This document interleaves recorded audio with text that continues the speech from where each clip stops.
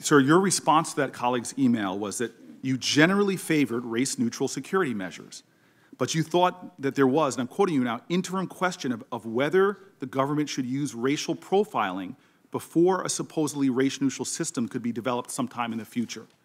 So it seems that you are okay with using race to single out some Americans for extra security measures because they look different, but you're not okay with using race to help promote diversity and equal opportunity and correct for past documented racial inequality. Sounds like I rejected the racial profiling idea. What's the date of the email, Senator? The date of the email is January 17th, 2002. Mm-hmm.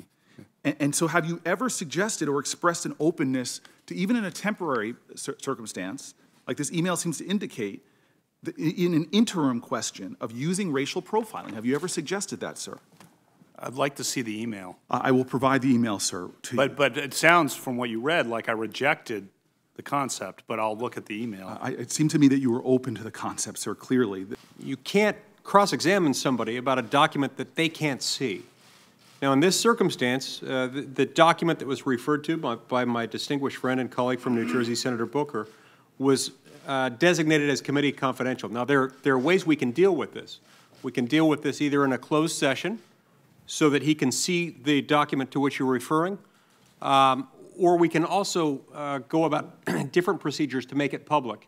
We've already done this in this very set of hearings with Senator Leahy and with Senator Klobuchar, who identified some documents that were identified as committee confidential.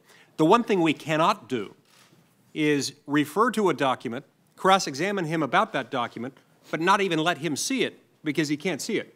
We wouldn't do that in a courtroom, and we can't do that in our committee. Our rules don't allow it, so I would just suggest that we go through the proper procedure to either deal with this in a closed session or ideally go through the process that Senator Leahy and Senator Klobuchar went through in order to allow us to address this in open committee. Mr. Chairman, may I respond?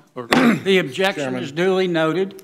30 seconds, Senator. I really respect my colleague from Utah, and I appreciate that. I'm not the first colleague that has referenced committee confidential emails, not the ones you said at the exception.